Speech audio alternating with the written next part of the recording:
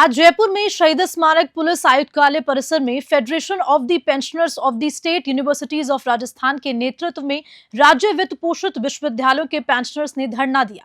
उनकी मांग है कि सरकार विश्वविद्यालयों के पेंशन भुगतान की जिम्मेदारी ले।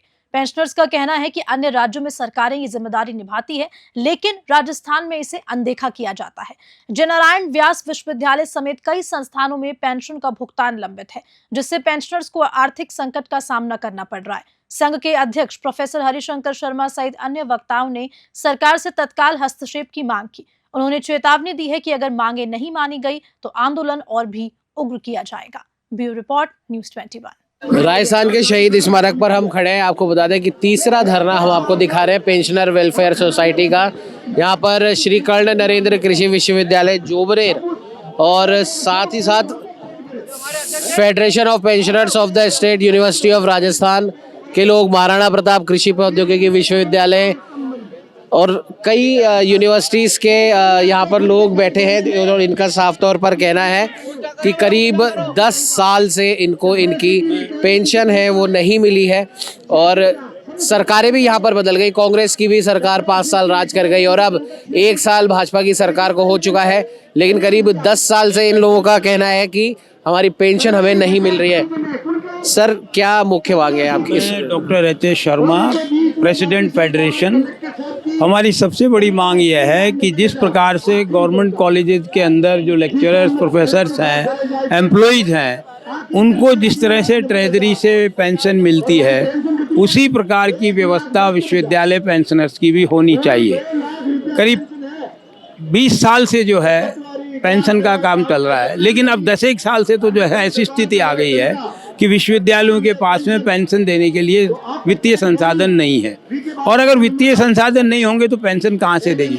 अच्छा, इतने बड़ी मात्रा में, क्योंकि हम भी स्टूडेंट रह चुके हैं, आप स्टूडेंट को पढ़ा चुके हैं, इतनी बड़ी मात्रा में विद्यार्थी आता है, वो फीस जमा कराता है, यूनिवर्सिटी के पास तमाम चीज़ें ऐसी रहती है, उसके बाद भी वित्तीय संसाधन नहीं होना। बता रहा हूँ, देखिए ऐसा है कि आपने बिल्कुल सही बात कही है कि इतने विद्यार्थी हैं, जितने भी विद्यार्थियों की फीस पहले आती थी तो संसाधन अच्छे थे, लेकिन पिछले 10 वर्षों के अंदर जो विश्वविद्यालय नए बने हैं उनसे जो एफिलिएशन था वो समाप्त हो गया।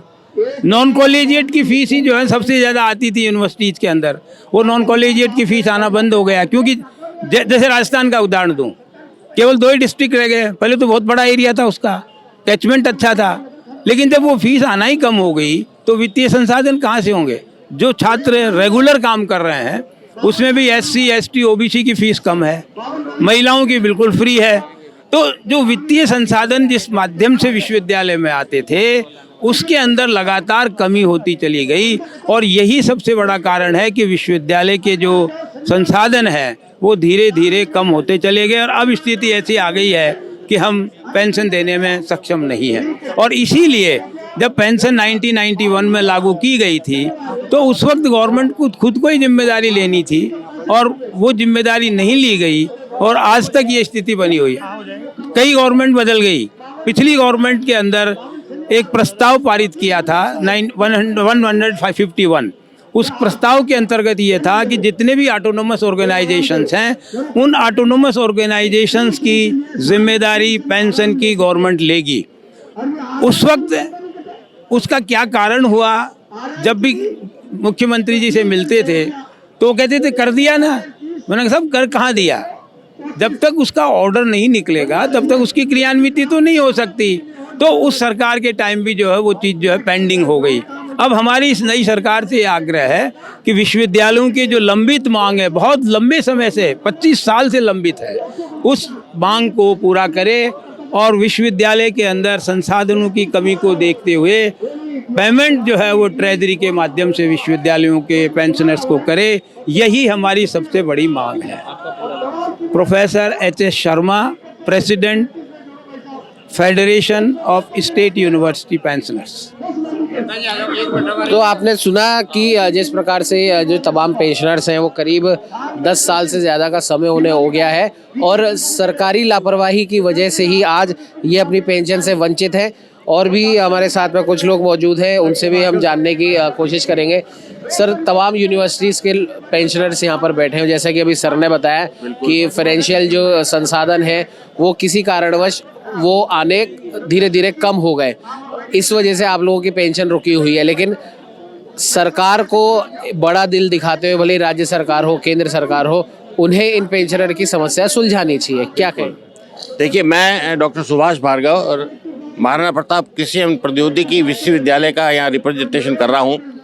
ये जो अब तक जो बात हुई है उसमें बिल्कुल सही बात कही गई है कि वित्तीय की जो भार सरकार नहीं दे पा रही है हमें, और विश्वविद्यालय के पास नंबर ऑफ पर्सन्स बढ़ने से, संख्या पोस्टों की कम होने से, और जो वेतनमान एकदम से बढ़े हैं, 4 वेतनमान बढ़ गए, उससे जो गैप आया है और सरकार पैसा दे नहीं पा रही है और विश्वविद्यालय के पास पैसा नहीं है। अब सबसे बड़े मुद्दे की बात है, जब सरकार ने हमें सब विश्वविद्यालयों की स्थापना करी थी तो उस समय पूरा पैसा क्यों नहीं दिया गया? पहली बात, वित्त में रखना चाहिए था। दूसरी बात, दुनिया भर के अंदर सरकार जन कल्याण के कार्य कर रही है और वो सारे जन कल्याण में उन लोगों को पैसा बांट रही है जिनका डायरेक्ट कोई सरकार से लिंक नहीं है। उन सबको हेल्थ के पॉइंट ऑफ व्यू से या वित्त सहायता दे के पैसा सरकार दे रही है, तो विश्वविद्यालय तो राज्य के ही तो कर्मचारी हैं। आज की तारीख में यदि विश्वविद्यालयों को पोषित नहीं करेगी तो विश्वविद्यालय का हश्र क्या होगा? 5 विश्वविद्यालय खोल दिए कृषि के, जबकि पहले 1 हुआ करता था। प्राध्यापकों की संख्या बिल्कुल 20% पे आगे टिक गई है, पैसा है नहीं। आज की तारीख में यदि जो विश्वविद्यालय का, आज मैं बता दूं आपको, पहले आज से 20 साल पहले दूसरी संस्था में जो काम करते थे वो विश्वविद्यालय में आने के लिए ललायित रहते थे। क्यों? कि पैसा अच्छा मिलता था, यहाँ अनुसंधान की सुविधाएं थी, यहाँ कृषि संबंधित बातें होती थी, शिक्षण संस्थान होता था, प्रसार प्रसार का होता था, तो सब लोग सोचते थे। आज इसकी स्थिति बिल्कुल विपरीत हो गई है। आज स्थिति यह है कि यदि सरकार का रवैया यही रहा तो आने वाले समय में सारे विश्वविद्यालय बंद होने के कगार पे हो जाएंगे। कौन व्यक्ति अपनी पढ़ाई करने के बाद विश्वविद्यालय में नौकरी करेगा? तो सबसे बड़ी विडंबना यही है। इसलिए हम तो चाहते हैं कि सरकार को ये वित्तीय भार स्वयं वहन करना चाहिए और जितने भी 5 विश्वविद्यालय कृषि के हैं और जो अन्य विश्वविद्यालय सरकार ने बना रखे हैं हमारे राजस्थान सरकार में, उनको ट्रेजरी से एक मुश्त पैसा सबको दिया जाए, तभी ये शिक्षण संस्थाएं सुचारू रूप से काम कर पाएंगी। अन्यथा तो भविष्य शिक्षा का बहुत ही बदतर होने वाला है।